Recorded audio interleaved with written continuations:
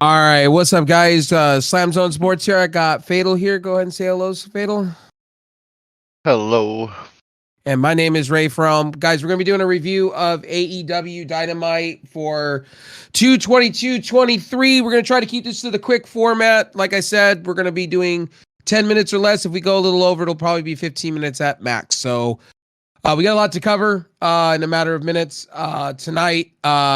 A little lukewarm tonight. I felt AEW just went along with a show to go along for a show. I think next week their go home show. I think will be a heating up show for Revolution. Now I'm going to speculate. Now I think we see CM Punk at Revolution. They need something right now, AEW, and right now a lot of these stuff that's going on with AEW is just a little lukewarm. I don't know how Fatal feels. Go ahead, say hello, and what did you think of AEW Dynamite tonight? Dynamite was alright. I do kind of feel like it was a little bit lukewarm. There was kind of a few points where I feel like they could have picked their spots a little bit better as far as promos and announcements and things of that nature. Um, Revolution on the cusp. I mean, as far as maybe we need CM Punk back, I don't know. They need something big to happen, but I don't know if that's it. Well, they need something right now, and I don't know if I feel like something in the women's division needs to happen. Some big special thing needs to happen. And Tony Khan's announcement for AEW's All Access, I did understand that. Like, I didn't need you to do an All Access thing. What I needed you to do was actually announce like a Ring of Honor slot. That's what got me excited. If you announced, oh, hey, on Dynamite, after Dynamite, an hour long show, I really thought that was going to be an announcement. Oh, hey, we changed our minds. Backlash was happening. We're going to put Ring of Honor right after Dynamite for an hour long special after Slap League's over. I would have been okay with that.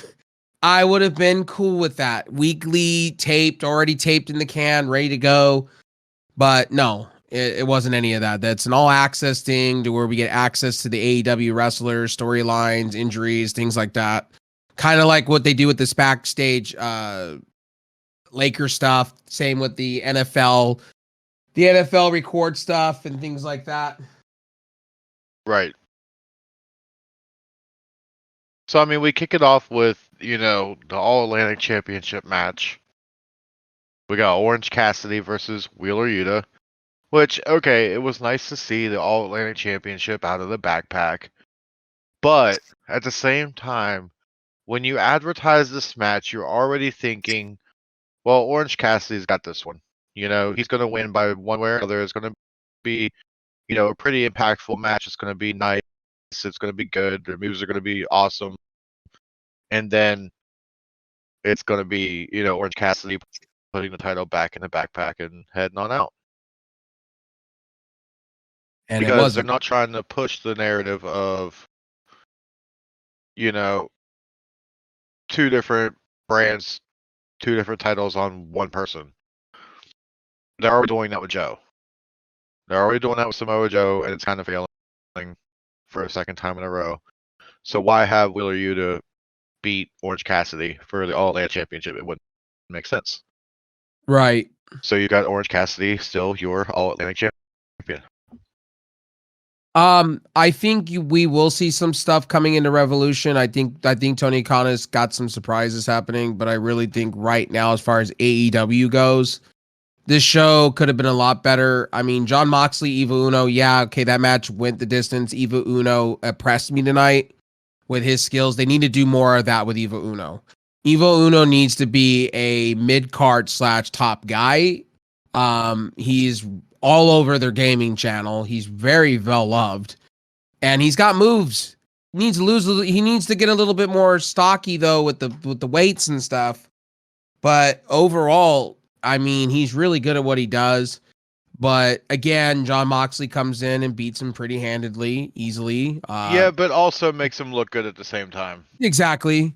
Moxley made him look good. He put him over at the same time, which is good on Moxley because Moxley usually does that with his opponents. He doesn't make them look weak.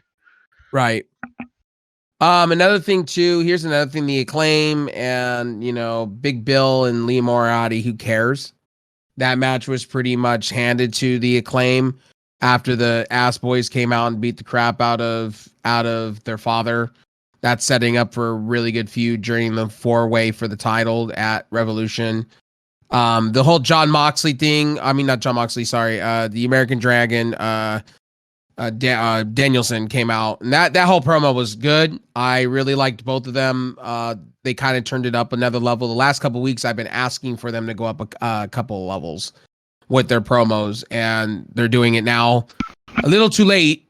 I mean, in this feud, but it's good. It's good action. I mean, you even said, "Wow, MJF went the way he went" when we were watching it. So go ahead, Fatal. What did you think of the segment? I think it was good, actually. I mean, there was a couple points where it kind of went a little too far, but it was dramatic. Yes. And we're 2 weeks in, so we're 2 weeks in. And honestly, finally we're getting some action from that. That I can't wait to see the Iron Man match. It could go either way for me with the title. It can A couple of those hits looked like they were real. They didn't even look like they were kayfabe. Like that looked like a real fucking elbow. But again, the announcement tonight was technically they're doing another show. Adam Cole's coming back. We all know what's happening with Adam Cole. He's coming back. He's going to get a big push. The other rumor but is it was that lackluster. Yes, that whole announcement was lackluster, and this was what I was talking about earlier about picking your spots. You know, AEW, you got to pick your spots better with your announcements and your big whatevers that you got going on interviews. Because the Christian Cage thing didn't need to be center stage right out front with Tony Schiavone and Christian. That one could have been done in the back. Renee should have been out front and center stage, announcing Adam Cole coming out and doing the announcement for All Access. Adam Cole with the pop from the crowd would have got a better reaction for your All Access announcement. Yes. More than what you did it for. Well, you here's did it my backstage where nobody's going to get a big pop out of Adam Cole, and that's the big thing with Adam Cole and his crowd. You know, everybody reacts to his music, his theme, his Adam Cole baby. You know, so to not add that to that, you took away from your pop.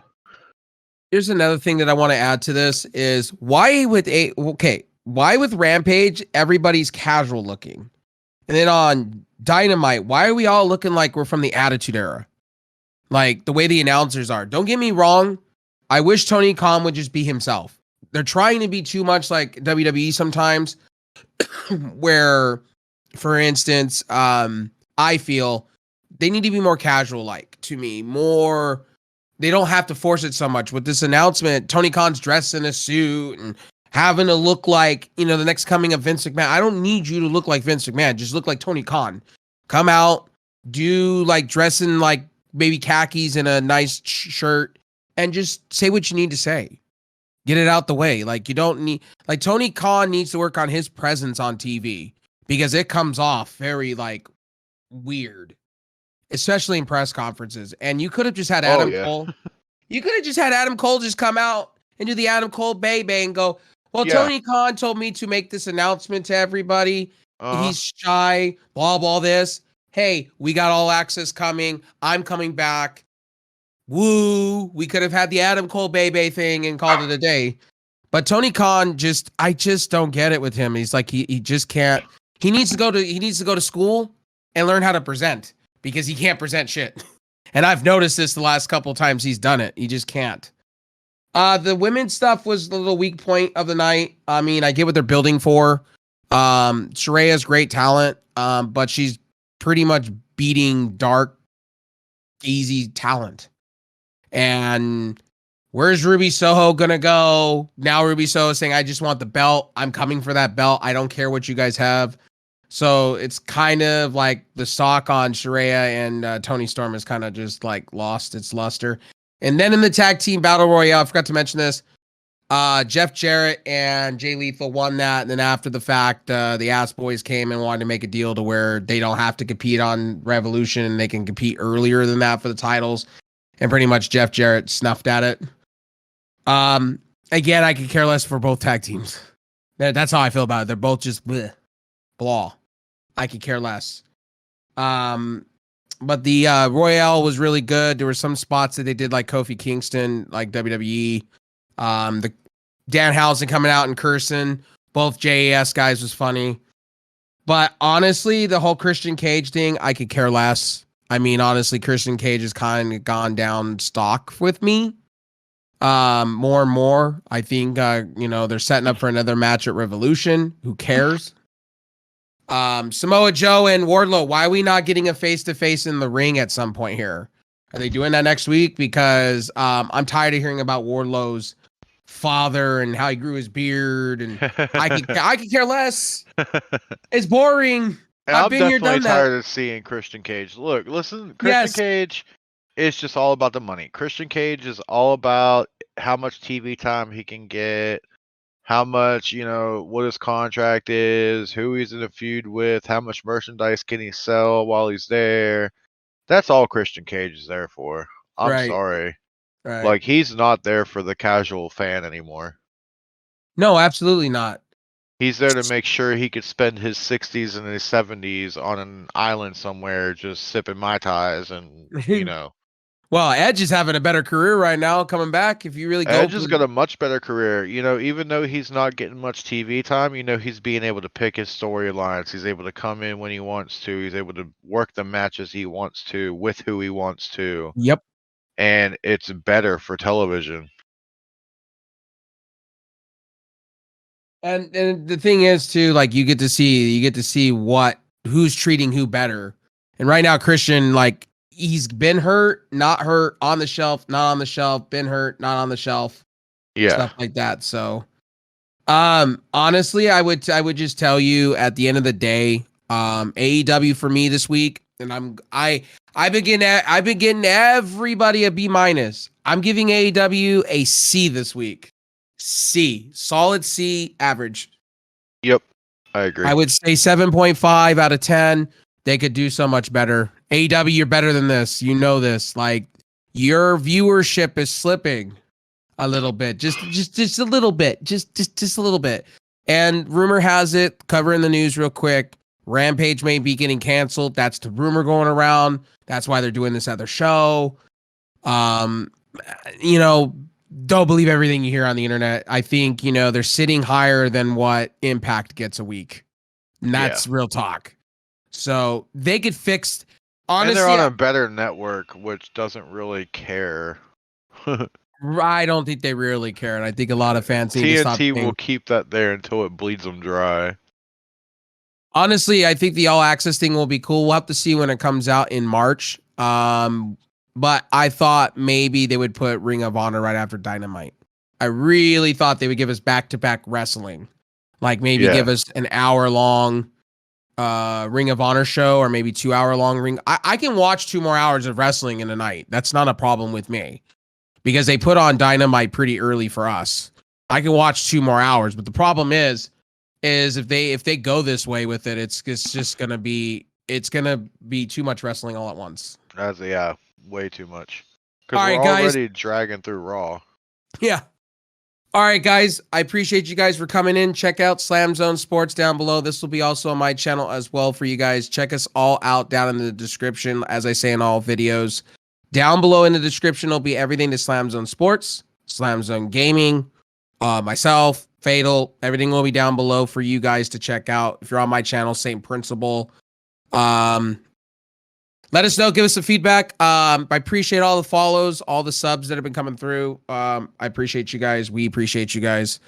So if you like these format kind of videos, we'll do them more often like this, because the reason we're doing them quick, fast is when we watch wrestling reviews, right? And this is the one thing I've noticed, and some of you have told me this, you want it quick, you want it fast, you want it to the point. So that's what we're going to start delivering, fast to the point, not 2-hour-long podcasts for you guys. We'll leave that to the other wrestling channels out there to go into huge depth and for 3.5 hours and talk about wrestling. But here, we want to get it to the point. So anyway, thank you guys for watching. Appreciate thumb up this video, hit the bell icon, and I will see you guys in the next one. Peace.